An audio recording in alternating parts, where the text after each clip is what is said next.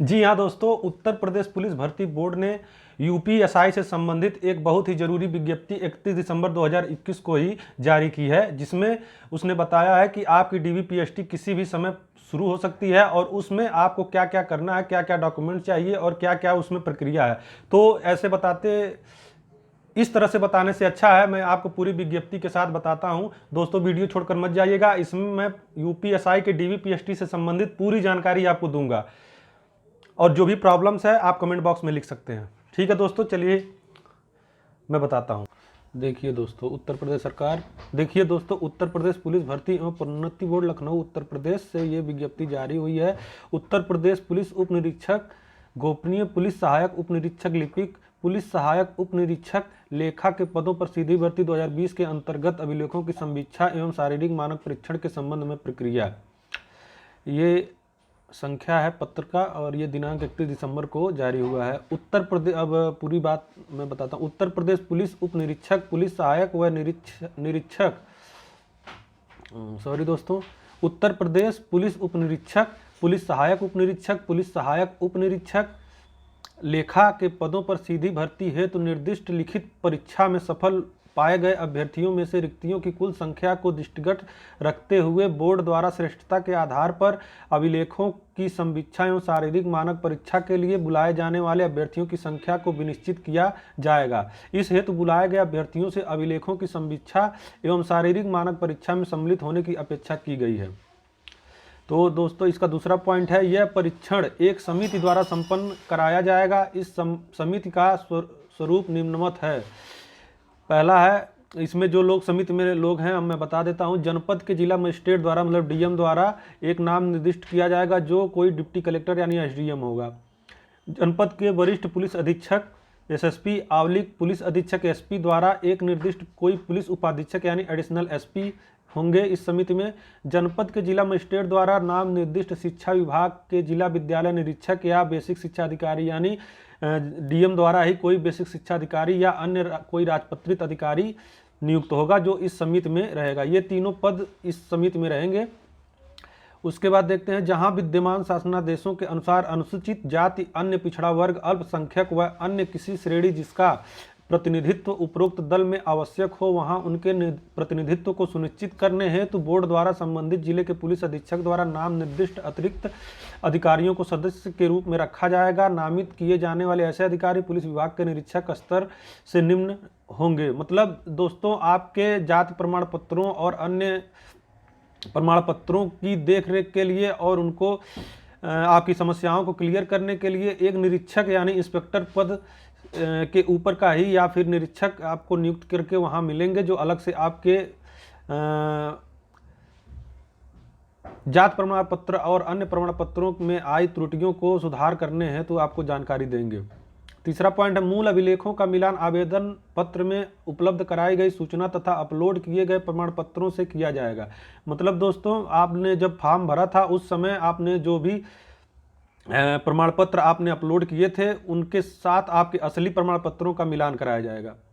अभिलेखों की समीक्षा के दौरान, मतलब इसका मतलब है दोस्तों, आप अभी से ध्यान सुन लें कि जब आप डीवीपीएसटी के लिए जाएंगे, तीसरा पॉइंट यही है कि आप डीवीपीएसटी के लिए जाएंगे तो जो जो प्रमाण पत्र आप लोगों ने भर्ती परीक्षा फॉर्म भरते समय आपने अपलोड किया था वो सारे असली डॉक्यूमेंट आप लेकर वहां पर जाएंगे।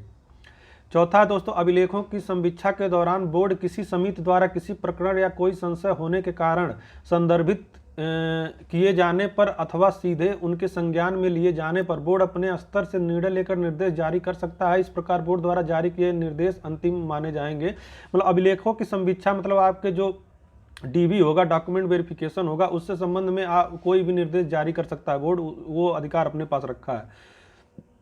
पांचवा पॉइंट, अभिलेखों की समीक्षा के दौरान या समीक्षा के पश्चात चयन होने पर किसी भी समय किसी भी अभिलेख को छल साधित गलत, यानी मतलब दोस्तों ये पूरा आप पढ़ लीजिएगा। इसका मतलब यही है कि जैसे कोई डॉक्यूमेंट अगर आपका गलत पाया जाता है या फिर आप उसको किसी कूट रचित यानी कि आप कहीं से भी बनवा कर या फिर उसमें कोई अलग से, मतलब आप अगर गलत डॉक्यूमेंट लेकर जाते हैं तो उस पर आपको अधिकारियों, वहाँ के अधिकारियों और भर्ती बोर्ड को पूरा अधिकार है कि वो आपका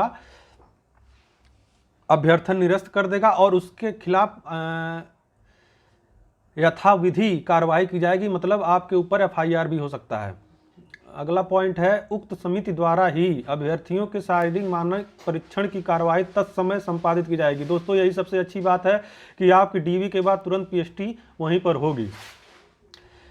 तो इसके लिए आप देख सकते हैं पुरुषों की, आप इन्हें इसके लिए आप लोग देख सकते हैं, इसके लिए आप लोगों को कोई भी पहले से ही जानकारी होगी। हाइट से संबंधित पुरुषों के लिए है और क्या क्या चाहिए, तो मैं सीधे सीधे बता देता हूं। सामान्य, अन्य पिछड़े वर्ग और अनुसूचित जाति अभ्यर्थियों हेतु न्यूनतम ऊंचाई 163 सेंटीमीटर है। अनुसूचित जाति के पुरुष अभ्यर्थियों के लिए न्यूनतम 156 सेंटीमीटर है। यानी OBC अनुसूचित और अनुसूचित जाति के लिए 163 सेंटीमीटर और अनुसूचित जाति के लिए,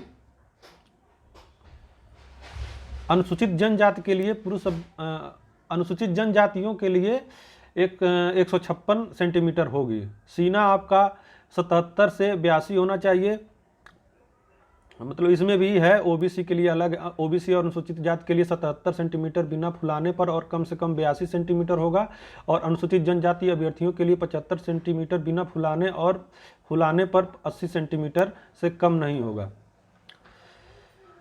मतलब न्यूनतम 5 सेंटीमीटर सीने का फुलाव अनिवार्य है। महिलाओं के लिए दोस्तों अधिक न्यूनतम ऊंचाई है 150 सेंटीमीटर और हाइट अनुसूचित जाति की महिला अभ्यर्थियों के न्यूनतम 145 है। वजन 40 किलोग्राम से आपका कम नहीं होना चाहिए, न्यूनतम किलोग्राम है 40। कोई अभ्यर्थी जो अपनी शारीरिक मानक परीक्षा से संतुष्ट ना हो, परीक्षा के पश्चात उसी दिन आपत्ति कर सकता है। ऐसी समस्त आपत्तियों के संबंध में एक बोर्ड निर्धारित है, उसके आपको बाद में फिर मौका दिया जा सकता है। तो आप अगर अपने PST से असंतुष्ट हैं तो आप वहीं पे तुरंत आप आपत्ति दाखिल कर सकते हैं। अभ्यर्थियों से यह अपेक्षा की जाएगी कि वे दिए गए दिनांक और समय पर अभिलेखों की समीक्षा एवं शारीरिक मानक परीक्षण हेतु उपस्थित हों। मतलब ये बोर्ड कहता है कि आप अपने DV PST के दिन जरूर उपस्थित रहें। यदि कोई अभ्यर्थी नियत दिनांक समय, वहाँ दोस्तों यदि कोई व्यक्ति, इसमें सबसे अच्छी पॉइंट ये है कि यदि आपका DV PST किसी कारणवश छूट जाता है तो आप असफल रहता है, तो वह परीक्षण हेतु संबंधित जनपद में परीक्षा संचालन हेतु गठित समिति को परीक्षण में सम्मिलित न होने के विस्तृत कारणों का उल्लेख करते हुए प्रत्यावेदन दे सकता है। बोर्ड द्वारा उसके प्रत्यावेदन पर विचार कर यथोचित निर्णय लिया जाएगा। परीक्षा में विहित मानक प्राप्त न कर सकने के कारण अंतिम रूप से असफल घोषित किए गए अभ्यर्थियों को किसी भी आधार पर कोई अन्य अवसर नहीं दिया जाएगा एवं इस संबंध में अभ्यर्थी द्वारा पुनः परीक्षा के लिए कोई अपील नहीं की जा सकेगी। और लास्ट है, अभिलेखों की समीक्षा एवं शारीरिक मानक परीक्षण के परिणाम पत्रक पर संबंधित अभ्यर्थियों से उन्हें सूचित करते हुए तिथि सहित हस्ताक्षर प्राप्त किए जाएंगे।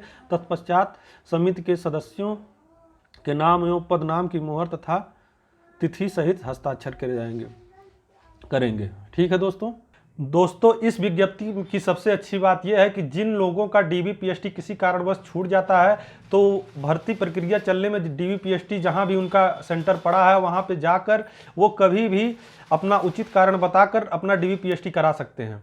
और एक बात और है, अगर DV PST में आप एक बार असफल हो जाते हैं तो आप असफल माने जाएंगे, तो उसके बाद आपको कोई भी मौका नहीं दिया जाएगा। मिलते हैं नेक्स्ट वीडियो में। जय हिंद, जय भारत।